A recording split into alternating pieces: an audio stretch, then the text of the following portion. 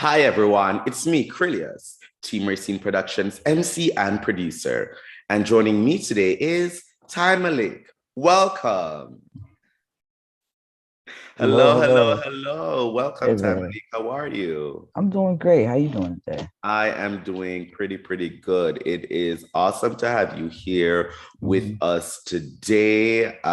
It's always a pleasure getting to see you. And of course, for viewers who may not have seen or interacted with you before, please introduce yourself and let them know a little bit about your background and experience. Of course. Well, my name is Ti Malik Coleman. I am a storyteller, an improv actor, a voiceover actor, and also budding filmmaker. I'm actually in production of my first documentary.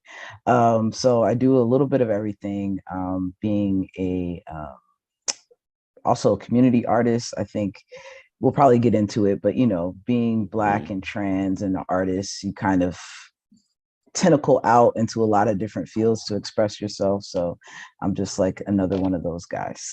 Awesome, awesome. And of course, I most recently saw you on the Millennium stage at Kennedy Center. And of course, Yes. you were there storytelling. How was that for you? How was that experience? I think even though it was a couple of months ago, I still have moments where I think I was really on the Kennedy Center stage. As a performer, I have dream stages, right? Like one day I Yes. will. And to be able to get one of those dreams, it feels really beautiful. And especially to be able to tell just like a story very unique. It was my story. I was talking Yes, about being yes. being trans and being in recovery, and it was beautiful. Also, the documentary I'm working on, it the rough cut, like the rough cut is typically kind of almost like a rough draft trailer situation, but Mm-hmm. in that it actually starts with the haircut that I'm talking about on that stage. So it starts with my very Oh. like that first haircut, and so Mm-hmm. now we have the footage of that, and so it was one of those moments that um it was a circle, it was a full circle moment. Mm-hmm. It felt like a really elevating moment. I think there's something really validating about performing on the Kennedy Center stage, right? I get to take myself even more seriously as an artist, as a storyteller. So yeah, it was great. Amazing, amazing. So, talk to me a little bit about this documentary that you're currently working on and Yes. how you got started with it and, what everything that goes into creating this documentary. So, talk to me a little bit about that. Of course. Well, the documentary is called "Damn Y'all Fine," and it is explores and celebrates the Black, queer, and trans aesthetic in Baltimore. And it was inspired by I'm in a collective called Rooted Collective, and Rooted Mhm. Collective is we are just a liberatory gathering of Black LGBTQ folks who explore healing and liberation through like joy, pleasure, and gathering. Mhm. And I've been a member for a few years. And one day we're just talking, and I mean, collectively we fine. And we were just talking about programming, and I just kept so as a the way that I create, I typically see things, and then Mhm. whatever I see, I'm like, what is that? So I saw this image. I saw a bunch of images of just like Black, queer, and trans people in Baltimore. And I was like, I wonder what that Mhm. is. And as I was looking, I was like, I think this is a documentary I think I want to explore. And so one of the other Rooted members, Dr. Kalima Young, who is also an associate professor at Towson, for Mhm. I pitched the idea to her. I said, "What do you think about us doing a documentary?" And she loved it. And so we started talking about it. So I started planning it, and I've interviewed a lot of folks in the Baltimore queer and trans community. Mhm. I'm currently working with bringing a photographer in to get some like footage and everything else. Mhm. So I'm excited about it. I think we should be celebrated as often as possible. Certainly, Yeah, certainly, so it feels really certainly. good to be able to do that. And I know it must be such a fulfilling pleasure for you to be able to Mhm. work with the Baltimore, queer community and really, build that community, Yes, highlight the community, make them the center of their own stories. I know that that's something that's super important to you. yes, definitely. I believe that that's why one of the reasons I'm here is to make art that centers folks that aren't centered enough. Mm-hmm. And it's also out of a need of necessity for myself. I think most Black LGBTQ people have a similar experience. We grow up, we don't see a lot of reflections of ourselves, Mm-hmm. and the pieces of reflections of ourselves are often characters, or our stories are centered in trauma, right? Like this, like Yes, yes. this is the trauma of being Black and queer, and there's trauma there, but there's so much, like, we're more than our trauma. Mm-hmm. And all of the art, in particular film art, that I want to create is centered in the idea that we get to experience joy, we get to experience Mm-hmm. love, and we get to be centered. We're not, we're more than a sidekick, we're more than, a gag or a punchline. Like our lives are full. Like we have full Mm-hmm. lives that deserve to be celebrated. And that is what I hope to do in all of the art that I put out there. I hope it's just a bunch of celebrations of myself and my people. Amazing. And what is it like being able to collaborate with other Black queer people in Baltimore and kind of see, what they're doing with their art, the type of themes they're exploring, the type of things they want to do, and Mhm. how that meshes with what you are doing and what, other people around you are doing? It's a blessing. A couple years ago, I co-founded BBQ Art, which is a collective of Black queer and trans artists. And we really, when we talked about why we wanted to gather, it was for that reason. Baltimore it's a very Black city.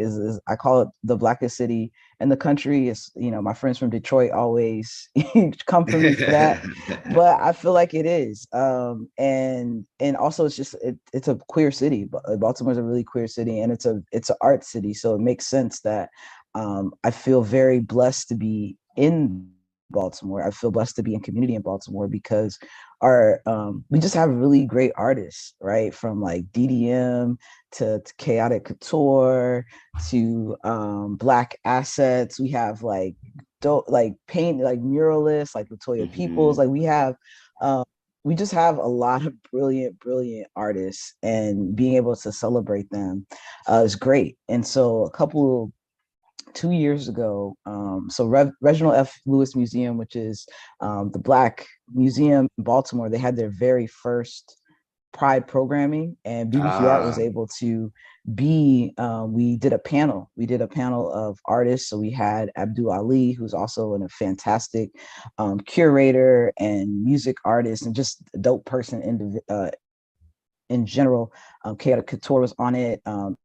S. Rashim, who is a brilliant visual artist, and Divine, who is like just fashion and ball Mhm. artist. And I was the moderator of the panel. And there was something about, again, just centering us, where like Reginald F. Lewis Museum is just like where we come to be celebrated. And so to Yeah. be on that stage and to talk about art and art making and the joy of art making, like those are the things that I want to do. That is beautiful. That is Mm-hmm. beautiful. It's no greater feeling than being able to create the art that you want to create with Mm-hmm. the themes and the messages and exactly what you want to put into it. Not watering it down for this audience or doing this for this audience, but really putting one's all into it and your full true self into it. So that is always really big and really important, especially when it comes to Black queer art. Now, when it comes to the documentary, Mm-hmm. I'm not sure how far along you are, but do you still need like people to contribute in any way, more interviews, more filming, more stuff like that? Yes, we do. So right now we have like a community call for pictures. So Mm-hmm. throughout the interview, people will just talk about different pieces of queer and trans art, queer and Mm-hmm. trans aesthetic that they love. So sometimes people talk about going out, they talk about going to work, they talk about uptown, downtown, like all types of folks. And so we're just asking the community to submit. When you think about damn y'all fine, what makes you feel fine, right? What makes you Mm-hmm. feel fine, what makes you, when you see something, when you see us out, what really brings you in, what pulls your eye in. And we want to see what the community has, because I want as many I want this to be a broad spectrum of who we are. I Yeah. think sometimes, sometimes pieces of us is so small and we only get a Mhm. small part. And Baltimore is so big and expansive. So I'm bringing the community in. And even if they're not in the documentary, bemoreRooted.org, we're going to have Yeah. a digital gallery as well. So Oh, whether you're in the fabulous. documentary or in the digital gallery, we definitely want that. So if you are interested, my contact stuff will be in this video, and so please Yes. contact me. And yeah, submit. I would love to have you. Wonderful, wonderful. Now, of course, there's a documentary coming up, but if people wanted to see you out or see, something else that you're doing, Mhm. when next can they see you, in upcoming projects or on the stage or anything like that? Let's see. I don't actually have any upcoming performances, which is different for me, but it's but if you want to stay connected, I think I typically update my website and the events Mhm. page, so ticoleman.com. Or if you just look up Ti Malik, I'm the only Ti Malik I know.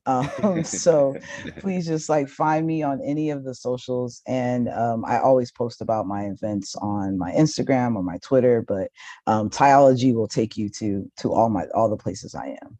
Awesome, awesome, fabulous. So we will have those links in the description below so that our viewers can go ahead and follow you, keep up with what you're doing, and get the latest updates and everything. Ti Malik Coleman.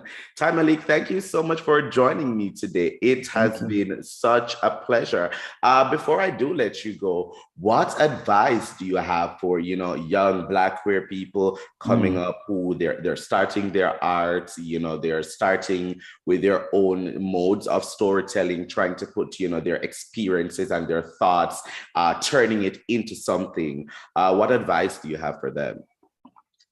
I would say prioritize you, your touching who you are authentically with really practicing excellence in whatever art making you're doing, whether that's getting the requisite training or finding mentorship or everything else. I think sometimes those things aren't balanced. Like sometimes folks have a really strong voice, but they're, like the technique and the skill building is not there. And sometimes people are technically proficient, but who they are doesn't shine, right? It just looks like a replica of something else. And to make really great art, I think balancing both of those things. So be excellent and be yourself. And just know that your path is your path. I think a lot of times we look around and we see what's happening and we're trying to replicate someone else's path, and you miss a lot. You miss a lot that way. You miss like what you're here to make. Mhm. And that's what we need. We need your voice, what you're here to do. So please make your art, and please come find me. If you are a Black queer artist, like please come find me. I want to connect with as many of us as possible. Awesome, awesome. Well, thank you, Ti Malik, for joining me today. It was an Always a honor. pleasure getting to Most see you. stuff. Always a pleasure getting to talk to you. And I wish you much success on the rest of your endeavors. Thanks so much. You are welcome. To those watching, please follow Team Racine at Team Racine on all forms of social media. Click around our YouTube channel and check out our other interviews, vlogs, forums, and more. And while you're at it, please make sure that you like, comment, and subscribe.